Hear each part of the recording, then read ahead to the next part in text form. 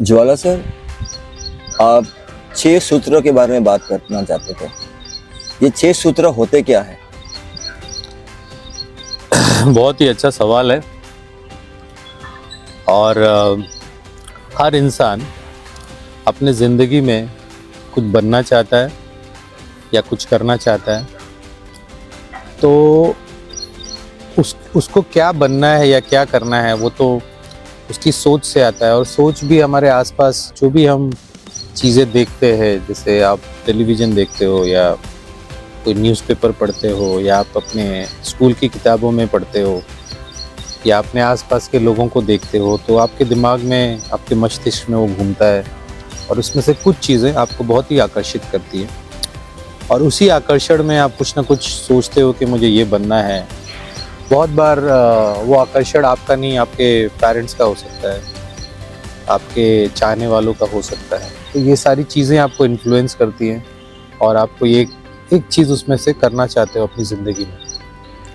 कुछ लोग क्रिकेट खेलते हैं, कुछ लोग फुटबॉल खेलते हैं, किसी के पेरेंट्स बोलते हैं आप डॉक्टर बन जाओ, इंजीनियर बन जाओ। तो यहाँ से इसकी शुरुआत होती है और वहाँ से आप उस तरफ खींचते चले जाते हो। आप लोगों ने भी महसूस किया होगा, जिसने भी, आप सब लोग ने भी महसूस किया होगा। तो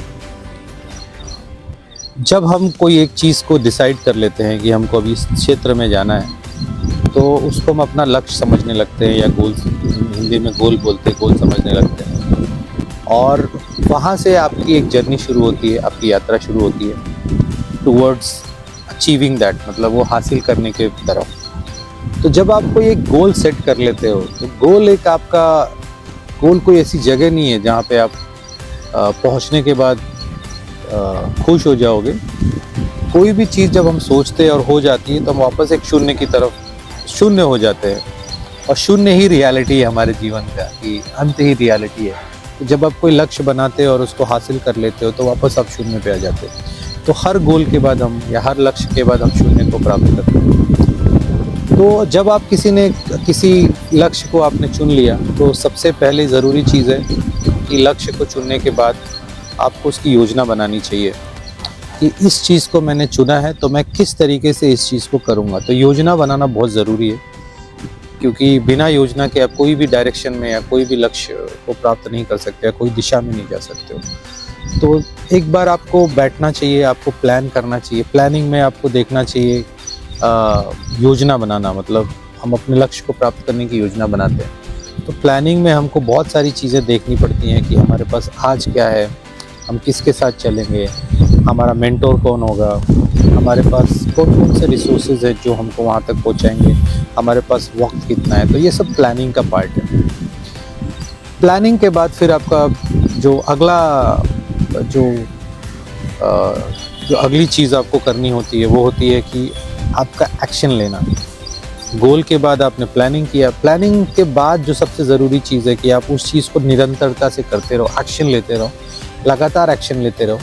और एक्शन लेना मतलब जो आपने प्लानिंग किया है, उसी को आप जब आप करने लगते हो, तो उसको हम एक्शन बोलते हैं। फिर आपको एक्शन पे ध्यान देना है। एक्शन मतलब जो भी आप योजना बना रहे हो, उसको करते रहना है। फिर आपको कुछ ना कुछ समय के बाद आपके पास ज्ञान होगा कि आपने जो गोल निर्धारित किया है या जिस दिशा में आप जाना चाहते हो, और उसके बाद जो आपने योजना बनाई है, और उसके बाद जो आप एक्शन ले रहे हो, वो कैसे हो रहा है। मतलब वो आपको डायरेक्शन में ले जा रहा है, आपकी गोल की तरफ ले जा रहा है, या नहीं ले जा रहा है। तो आपको हर बार कुछ वक्त के बाद, उस एक्शन के बाद आपको रिव्यू करना चाहिए।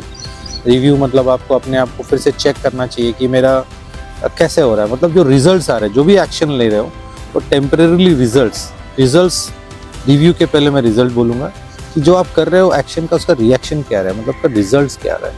फिर रिजल्ट्स देखने के बाद आपको रिव्यू करते रहना। जैसे आपने कोई 1 साल का प्लान बनाया, तो हर 2 महीने या 3 महीने के बाद, जब एक्शन लेने के बाद, आपको देखना है कि आपका रिव्यू प्रोसेस आना चाहिए कि आप जो कर रहे हो उसमें आप कितने हद तक सही कर रहे हो या सही नहीं कर रहे हो। और रिव्यू के बाद फिर से आपको देखना है कि उसके अंदर क्या प्लस करना है और क्या माइनस करना है। तो जब आप रिव्यू करते हो, तो आपको बहुत सारी चीज़ें समझ में आती है कि जो आपके एक्शंस थे वो टुवर्ड डायरेक्शन है कि नहीं। फिर रिव्यू करने के बाद वापस आप आ जाते हो निरंतरता की तरह कि आप उसको रिपीट करते हो, कि आपने वापस से वही चीज़, जो भी चीज़ उसमें से सही लगी उसको आप करने लगे, और जो चीज़ आपको सही नहीं लगी उसको आपने छोड़ दिया, और फिर से कंसिस्टेंटली उस चीज़ को रिपीट कर रहे हो बार बार बार बार बार बार। फिर सफल होने का सबसे बड़ा मंत्र है कि आपकी कंसिस्टेंसी कितनी है, आप उसको कितनी बार रिपीट कर रहे हो।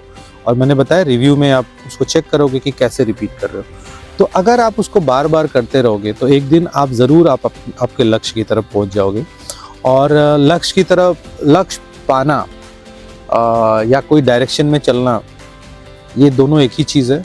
और अगर आप किसी चीज़ को इस तरीके से करोगे तो आप ज़रूर उसमें महारत हासिल कर लोगे या मास्टर हो जाओगे। और एक बार आप मास्टर हो जाओगे तो आप फिर उस चीज़ में सफलता पालोगे। तो आई थिंक ये 6 मंत्रास जो मैंने बात की है, वो जो भी मंत्रास थे मैंने, ये बहुत ही कामयाबी के बहुत ही फॉर्मूले हैं। और चूँकि मैं ये जो भी चीज़ें बोलता हूँ ये मेरे एक्सपीरियंस से बोलता हूँ, तो आपका भी एक अलग एक्सपीरियंस हो सकता है। तो अगर आप इस तरह की चीज़ें करोगे तो डेफिनेटली आप अपनी टाइम और एनर्जी को ऑर्गेनाइज करके आप अपने लक्ष्य को प्राप्त कर सकते हैं।